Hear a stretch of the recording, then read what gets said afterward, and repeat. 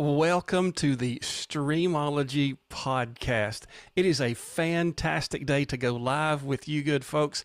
I have a fresh cup of Freaky Bean coffee. We have a thunderstorm that is rolling through the countryside today, and there is nothing better than a hot cup of coffee while a thunderstorm rolls through. As a matter of fact, just a few minutes ago, we lost power. The lights all went out. Now, I have redundancy when it comes to internet connections, but I don't have redundancy on the lights, so I have no idea what this is going to be like. However, we're going to have a great time with it because this is a fantastic podcast that we have available for you. I have the best guest on this live stream that I have ever interviewed.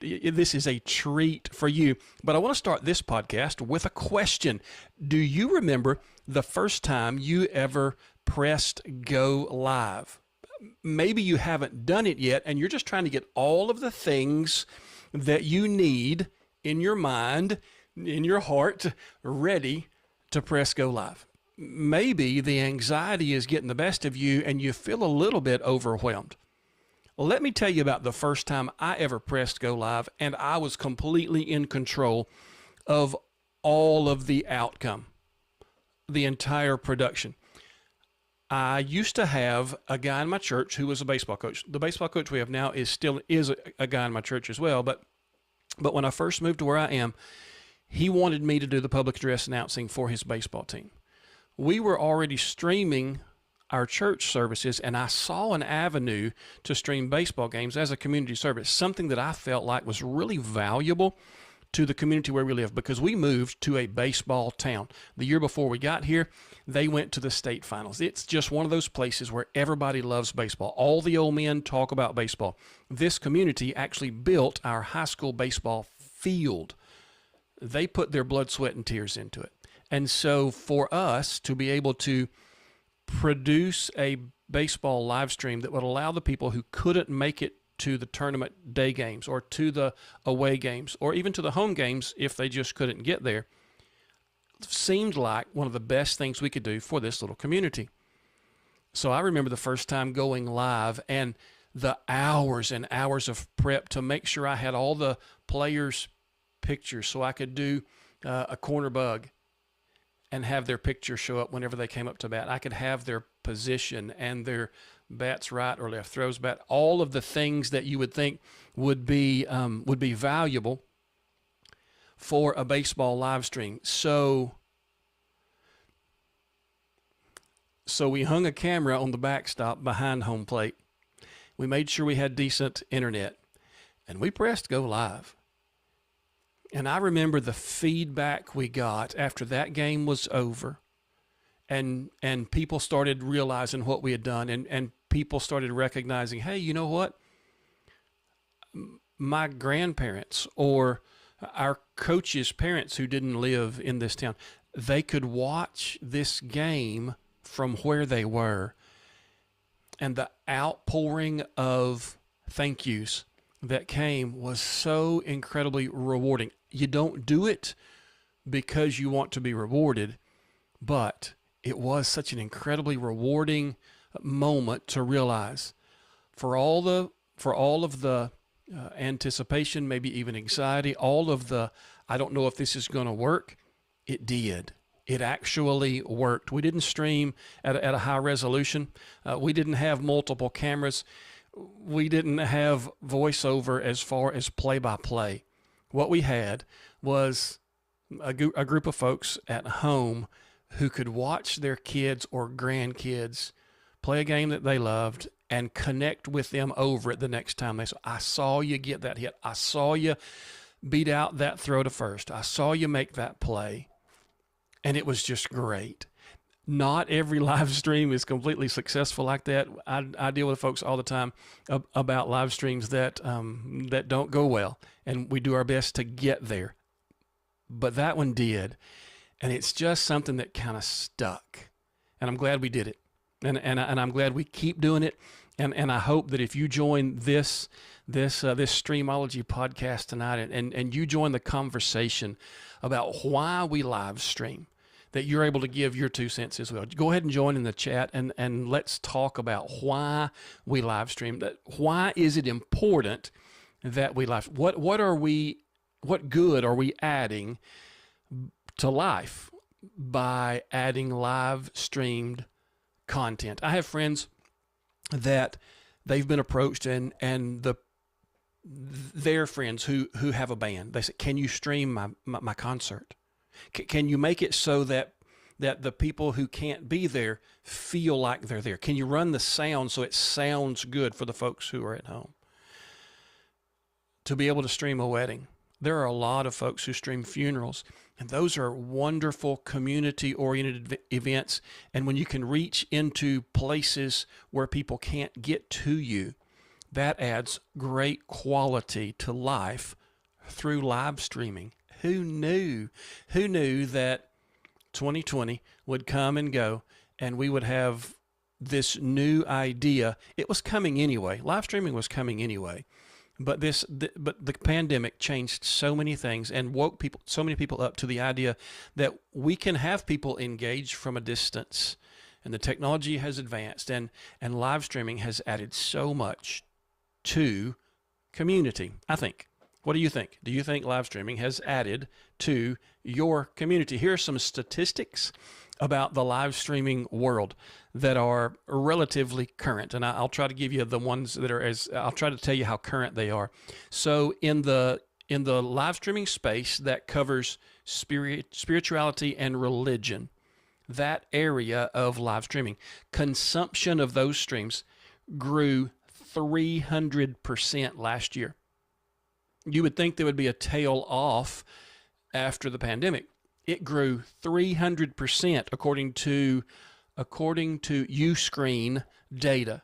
It grew 300%, and the data that they have, what they compile, lets them know that the people who watch live streams want the events to mirror in-person events. Monty Weaver, who is our guest today, and I will talk about that in just a little bit. You'll hear part of that conversation about making sure we engage that audience that's online, but they want the experience of watching a live stream to mirror being there in person. They want to feel engaged in the event. If you are 16 years old to 64 years old, statistics say that you will watch one live stream per week. Now that statistic is a year old, and so that number is going up. If you're someone who is looking to live stream, you're someone who is live streaming, it's worth it, because that is one of the fastest growing pieces of social media that's out there right now across all platforms, not just on YouTube, but on TikTok, on Facebook, on Instagram. Live is one of the fastest pieces. E-gaming is up there. Just the social aspect of live streaming. All across the board, live streamed content is growing by leaps and bounds right now. And so if that's the world you're trying to get into, be encouraged. There's an audience that's looking for you. Okay, so without further ado, let's go ahead and talk to our guest. Let's continue this conversation about why we live stream. It is my pleasure to introduce to you Mr. Monty Weaver. You've seen him on his YouTube channel, no doubt. His YouTube channel is at Monty Weaver Official. You have likely seen him on Amazon and TikTok and Instagram as well. He has a broad social media footprint. He's just one of those guys that when you're watching his content, you tend to lean in. The way he talks, the way he delivers, and the content that he brings is just so incredibly valuable. And I'm going to tell you something that I am really impressed with about Monty. After agreeing to come on this podcast, he found out that this was going to be an evening live stream. And he emailed me back and asked if we could pre-record, because he has set aside his evenings to be family time with his small children and his wife. I can't tell you how impressive that is to me. For him to say, you know what, can we rearrange your schedule so that I can have this valuable family time at home? Absolutely, Monty. We can absolutely pre record. Great respect for Monty Weaver. So here is our pre recorded conversation. You seem to have a very successful social media presence, and it's across a lot of different platforms. I'm convinced that everyone loves a good origin story. So, Monty, how did yours start? How did you get into this space? Yeah, I grew up as the kid in church. Mom went to church, so we found a church home, and I was the kid that was never going to be in the choir. I wasn't going to be in a play. You were not going to get me in front of anybody. But at the time, I'm gonna take you back. So I got a couple years on me. We had the projectors with the little laminate screens, and so you had the light bulb and everything. And so the words to the songs were on that, and I had to hold a piece of paper and slide it as we sung up and pull it back down as we sung. And what was funny about it is that was in the front of the church. And so it wasn't the singing and being in front of everybody. So my back was turned to everybody, and I was doing that along with the tape ministry. And so I gravitated naturally towards the technology and stuff and the things that were out of sight, out of mind, that were very important to everybody that attended church. But that was kind of my start in from the tape ministry. I ended up um, you know, being more active in all the tech we did, the cameras, the audio, the lighting. So that's kind of how it got started. And then the level of technology just continued to grow. So I True. tell people every day, especially that come to church and the younger generation, I'm like, hey, this is a skill set you can learn. At first, I thought I was just volunteering to help them, but it was an actual skill set that you're learning and that you can take out into the world too. I remember those days well. Yeah. The transparencies Transparency. Yeah. with the projector, yes, sir, overhead projector, yes, sir. I remember Yeah. those days. Good stuff. So, not going to get you to sing, not going to get you in front of folks, but you find yourself in front of the camera all the time now. I mean, your face in front of the camera is. I mean, you have such a great presence. Uh, to put yourself as the talking head in your videos. You carry a video so incredibly well as you talk about what your knowledge base is, what you're reviewing, whatever the content of your video is. Your voice sets people at ease in such a great way, and I believe that's why you've seen the success that you have on all those platforms that you see scrolling across the screen there. Those are the kind of qualities that people look for whenever they're looking for information they can trust. But there's also that a person has that magnetism is the word that comes to mind, but that's really not the one I'm looking for. But something people can trust, and they can just see it and hear it in you, and it's just greatly appreciated. So anyway, thanks for sharing that part of your story. So what's your role in the live streaming into social media now? Do you live stream often? Yeah, I'm gonna actually get back more into it. I had to take a little break before we jumped on live or recorded live. I've been spending a lot of time with my daughter and watching her grow up, especially in these early parts of her years. And so I took a step back from live streaming as much as I did. But in 2020, I definitely was heavy in live streaming. I think a lot of us were that live stream were heavy in live streaming. But I actually got started in 2016 when I got out there and became a face out there in the world. A buddy of mine, he knew that I knew how to do it, and I was just playing with Facebook Live back in the day. And I actually, this is a funny story. So when Facebook Live came out, I never went live from my smartphone. I've still to this day have never gone live from a smartphone. And I was like, let me try playing this video on Facebook Live. Anybody that knows me personally at that time, I would go to car shows all the time. I would take my car and go to these car shows all the time. And so it wasn't foreign that me being live at a car show was something that I would do. But it was just this video I saw, and I started playing it live, and I watched people just, why didn't you tell me you were going? Oh, this is awesome. This is great. Lamborghinis, Ferraris, Oh, all yes, these yes. cars are there. And so I was like, oh, there might be something to this live thing, but I'm just playing with it. Like I literally was just like, let me just play this video and see what happens. I had no intention of it, trying to get people to watch or anything. I just want to see the technology behind it. And so when my buddy saw that, he was like, "Hey, you got to show me how you do this." And then it became, okay, well, it's very difficult to email you and do these little videos back and forth. I'll just go live and show you how to do this because part of what I'm showing you is going live. So I'll just go live and show you how to do it. And then it just kind of grew into, oh, I'm in front of all these people, these Yes. strangers that don't Yes. know me, and there's a chat thing going on. And so it's already one thing for those of us that really don't like the spotlight. But I was just in teacher mode, just trying to show him how to do this thing.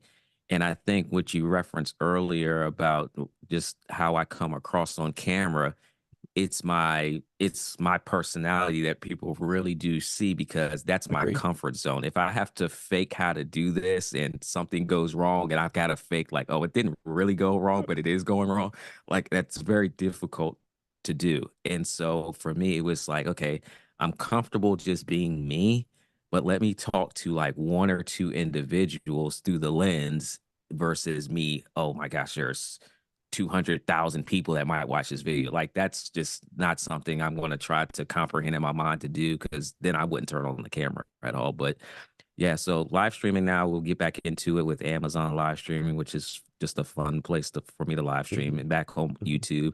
I actually did some test streams on LinkedIn. So I've got some companies and brands that want me to talk about their products on LinkedIn. So I'll be Fantastic. live over there too. So yeah, I'm excited to get back into the live world. It's nothing like it. I agree with you. It feels like you're talking to one or two when you're looking at the camera, right? It Mhm. doesn't feel like you're talking to however many folks you're talking to. That folks are going to ask, and I can see the comments already. What's the car? When you were going to the car show, what did you take? A BMW M6, and Very nice. it was funny when I bought the car, the guy that had it before me, the owner, he had done a Mhm. lot to it, and so it's showroom ready. I'll just say the first time I drove it, I got stopped by police officer just to see the car. I the weekend I had it, one guy was taking pictures. He was like, "Hey, can I take pictures?" He was doing a Mhm. car show shoot, and yeah, it's a beautiful car. Now it's a Very few years nice. older now, but it's a beautiful car. Very nice. Yes, that's a good part of the story. Okay, and you also brought up the idea of interacting in the chat. And what Yeah. I find from live streaming is there is such a community that builds when you start that kind of presence on social media. The community that comes from being live, bringing an event to people. We just talked about a stat that says if you're 16 to 64, 30% of those folks will watch a live stream Hmm. every week, Hmm. weekly, and that's a stat that's a year old. So that's rising.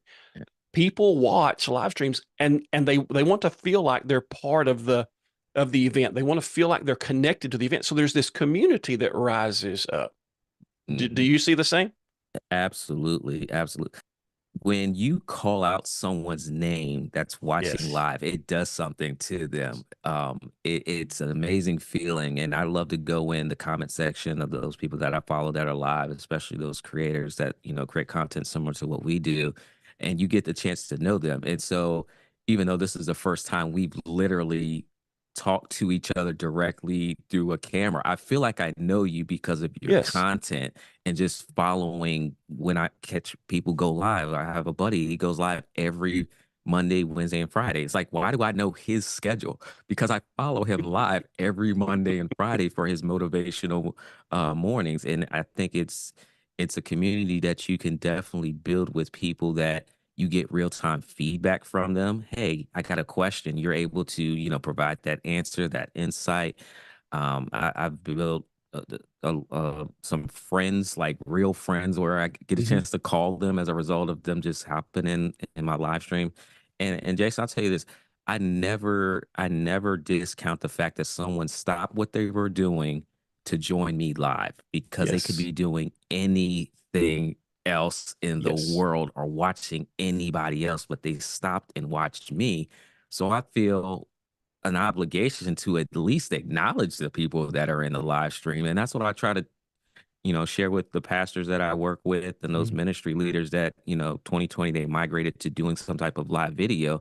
Like, hey, you have people that are watching you. In some cases, more people that are watching you outside of this building then inside of the building, at Sometimes. least say hi, I see you, go back and look at the comments and try to figure out a way to, let them know that they're just not a number. Like that's an actual person that is watching in real time and they could be doing anything. So, Yes, absolutely. And especially in the church setting, because okay, I have watched YouTube videos that are telling churches don't live stream your services because you're giving them an out. I'm going to tell you my opinion about that. I believe I'm giving people an in, not an out, because I know I have people in my church who cannot come on a given Sunday, yet they feel like they still engaged with mhm, the body of Christ that assembles at our church when they couldn't. For example, my wife this past weekend with pneumonia couldn't be mhm, there, but she wanted to pull YouTube up on the TV and be able to watch what was happening at church. mhm. Yeah. Yeah. Yeah. So the interaction there, go back and respond to the comments. Have a part in your service, which I need to do better at. But we need to have a part in our services that says, thank you for joining us via our live stream. We appreciate you tuning in or whatever it is. Yeah. It's good stuff. Yeah. Yeah, yeah, those people are important, being on the tech side of it all the time and being part of the media ministry, like I'm the one seeing these comments all the time. So it's Mhm. going in the chat real quick and just saying, hey, yeah, like you just said, thanks for watching. Do you have any questions? And one of the ways we tried to implement the live stream a lot more was in our midweek services. Because that time, the attendances are a little bit lower in midweek services. More Right. people tend to coming from work or kids, family, so they'll watch more online. But letting them know, like, hey, we see your response, we see your comments in there, and being able to pass that to, whoever's speaking to, keep them engaged because I mean, we are called to have some type of mission, even outside of the church. Whatever you're live streaming for, those people are there for a reason. So, let's Absolutely. not forsake them. Absolutely. As much sports streaming content as I do and as I publish, I know that the message that my worship content has is exponentially more important than any sports streaming stuff that I will ever do. And so yeah, that's where we have to connect without a doubt. Okay. That's good stuff, Monty. Thank you so much. So we've talked a lot about the live streaming part, but you do a lot of recording to upload later, uh, because you have a YouTube channel, because you do all the things that you do there. What differences do you see in the practicality of setting up for a live stream, getting a live stream ready, and setting up to record for content? Yeah. So the live stream is much easier for me overall. Um, because everything is pretty much going to be in the same spot every single time. So I have Could you two. say that one more time? I don't think the people that are watching this today believe that at all. All of my equipment will stay in the same spot all the time when I get up to do a live stream. So like literally I came here, my microphone's here, my roadcaster's there, my headphones are already connected, the camera does not move, the light does not move, the desk does not move. So unless I want to change the color back there, that's about the only thing I'll change in a live stream. Mhm. Even on the other set over there, if I live stream, nothing's moving. So I know where everything is. And so it's so much easier for me to just, have not a script I remember one of the comments. If y'all got to check the comments. Jason was like, I don't think he uses script because I have a teleprompter, but I do outline my points when I live stream just to kind of keep me on track. But I do deviate a lot, but something to kind of keep me reeled in. And so it's much easier for me to do the live stream. I don't have to necessarily edit unless I'm going to repurpose it for something. But when it comes to the recorded content, it takes much longer for me to upload that because I'm trying to figure out a way to deliver the message succinctly and try to think about the questions that might be asked or the things that I want to cover in the video. Or if it's a brand sponsored video, there might be certain things they want me to highlight in the video, and then trying to collapse all of that down to 8 to 12 minutes.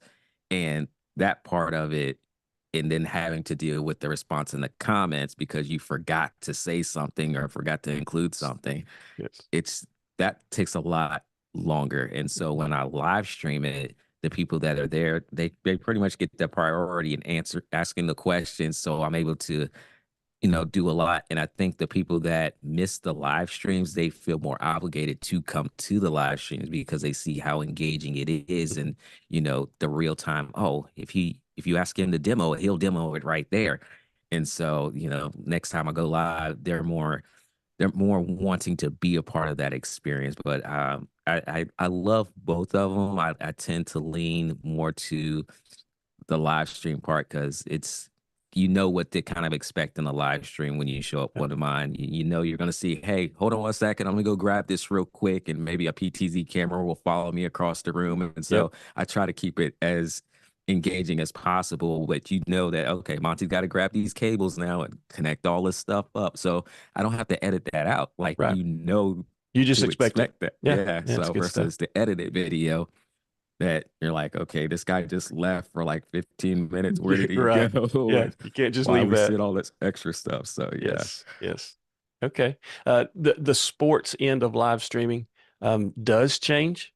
Yeah. You've live streamed a little bit of sports for your kids, for your Yeah, sons. the nephews, Nephews. yeah. That's what it was. Yeah. Which would be a little bit different, I guess. But Yeah. but I've gone through and read some of the back and forth in the comments of your review videos, and I just got to say, you have mastered something about review videos. Your ability to get the point across without wasting a lot of time, without too much fluff, and honestly, for a tech guy, without getting too technical, because there are a lot of folks are wanting to know, hey, is this product worth it or not? Yeah. Your ability to do that has helped so many people. And I got to ask, is there a product that you just really thought, you know what, I love reviewing this product? It may, I think I asked, was there a favorite? And that's too cheesy, but it's really what I'm asking. Has there been just that one product that just kind of grabbed you? You're like, I'm so glad I get to review this product. It would have to be, and I've got a lot of products, You do. of products. Yeah. The YOLO box was probably my most favorite one. Like, I gotta have my hands on it to review this because I'm going to go buy it anyway if they don't send it to me. I think because that device specifically for live streaming gave more flexibility than anything I currently had because I've live streamed events, conferences. I attempted to live stream the nephew's games, but having to bring out the laptop and then set up a camera, connect it, and make sure my gaming computer is charged long enough because it just drains battery so fast versus a regular computer. So that YOLO box device was probably the one that I knew would change how my workflow was when it came to outdoor live streaming events in any event really that was a quick setup. So that's my favorite. It is sitting right over there right now. Fantastic. I am actually streaming this podcast on the YOLO Box Ultra tonight. So Nice. I agree with you. That's a fantastic device. And the reason that I would use the Ultra over the Pro at this point is because it has NDI and the Ultra has not. I mean, the Pro has not had that update yet, but it's coming. From what they say, that is coming as well. So yeah, good little device. And the ability to bring wireless cameras into it is a huge step forward as well. All right. Absolutely. So one more question, and you've been so generous with your time today. I really appreciate it. This is the off script one, right? Not really about streaming, not really. I mean, I'm going to bring it back, but growing up, what was your relationship like with your grandfathers, uncles, that generation of your family? What was your relationship like with them? Yeah, I love the question. In I'll say it this way for the audience. In my community, Jason, we have a lot of broken families. And so I grew up with my mom and my sisters. It was us three. And I knew my mother's side of the family very well. That's who I spent most of the time with. My father's side of the family, I did not know because my mother and father got divorced when I was real young. So I didn't know anyone on my father's side of the family. I actually didn't meet my father until my 29th birthday. Wow. And so by the time I had met him and kind of started building a relationship with other people on that side of the family, not him directly. Those grandparents had passed, so I never got a chance to really know and meet them. But my mother's side, my sister and I, we spent out of all the grandchildrens on that side, spent the most time with our grandparents because every summer it was like clockwork where we went and we spent the whole summer with our grandparents every single summer. Fantastic. And the only reason some of my summers were shorter is because I played baseball. And so baseball season, all stars, it starts to go, after school gets Right. out, it starts to go into summertime ball. And so, and then football season picks up in the fall of the year, and I played football too.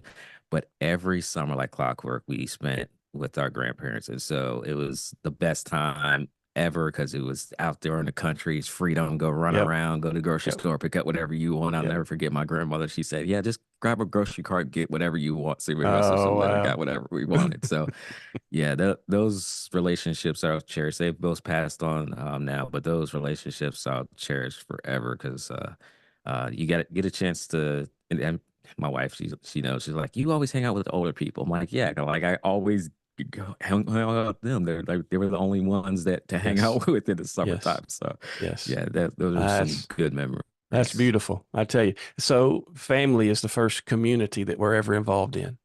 Yeah. And I'm a huge proponent that we need community. That is the one thing about the human race that if community is missing, we are poor, right? I mean, we need a relationship with Jesus, don't get me wrong. But past that, we've got to be in some kind of community, and family is where that starts. And secular sociologists tell us that the most important factor in a child becoming a successful adult is having adult relationships as a child. Well, the first of your adult relationships are with your grandparents. Not your parents because they have to parent you, right? But you Mm. actually get to have a relationship with your parents or your aunts and uncles or whoever that part of your family, wherever that is fulfilled in your family. And so to have those summers, oh, what a privilege, what a blessing that is. I know that what we do in the technology end of our lives doesn't replace real community. But I know some older people that this is the best that they can do at this stage in their life. They can't get out anymore. But man, they get in those comments and when we go back and forth, right? I mean, seriously, that's where we get to connect. They may not live in this town anymore. They may have moved to where their kids are now. And so we don't get to see each other anymore, but we keep up with each other because they're in the comments. Because, after the church service is over, they're saying, oh, I loved when you said this. And so we get to start the conversation. And it's a little bit of community. And I'm thankful for that. Thankful for what we have as far as face-to-face community, spending summers with family community. But this is a piece of that puzzle as well, and I'm appreciative of it. Yeah, yeah, Thank you so much, absolutely. Monty. This has been such a great visit. Thank you so much for taking the time to do this. You have, I tell you what, you have been an encouragement to so many people who will watch this and who have been watching your content. Folks, if you haven't liked and subscribed his stuff, you've seen the social addresses come across the screen this entire time. So go and find his content because what you saw today is just a taste. The rest of it is just as good or better. So thank you so much for doing that. Monty, thank you so much for sharing your story. Why do we live stream? Because we can connect over shared stories. And whether that story is the greatest of all stories from a house of worship, or whether that story is the greatest of all recipes from the cooking show that you do, when we get to share our story, we get to connect with community. And that's one of the huge why of live streams. Let's talk about the current state of live streaming. Some good news came out this week. As of just a few days ago, the OBSBot Tail Air will stream to Sideline HD. I know that from the OBSBot Start app, there was a difficulty. We had a lot of reports that it wouldn't stream out to Sideline HD. We put in the ticket. We gave them all the information that we could, and they worked really hard to get it back to where it would. They sent an email out. I believe it was over the weekend, this past weekend, and I was able to run a test on Monday, maybe Tuesday. The OBSBot Start software with the OBSBot Tailed Air will stream to Sideline HD. So if that's what you're aiming to do with your baseball season this year, you are sitting on go. Get after it. Now, that was not, though, a software update. It was not a firmware update. It was on the back end, so you don't have to look for an update there. They made it work from the back end of what they do. So go ahead, stream to Sideline HD from the OBSBot Start software. Okay, the Mevo Single Cam app, the Nearstream app, the eMeet Stream app, and the OBSBot Start app all are about a month into their most recent update. It's been about a month since any of those were updated, and so any updates or bug fixes that are coming should be coming fairly soon, because it is rare for those apps to go more than 5 or 6 weeks without being updated. So I'm looking forward to those upcoming updates that will be out soon, we know. Mevo's multicam app, though, was updated just a couple of days ago, and it was a bug fix to the lower third text size issue. 2 point whatever it was that was released caused the text size to be too small, and so they just turned around and released a bug fix for that right quick. So if you're a lower third user in the multicam app, they've fixed your text size issue, and that's good news for those that are using multicam in such a way.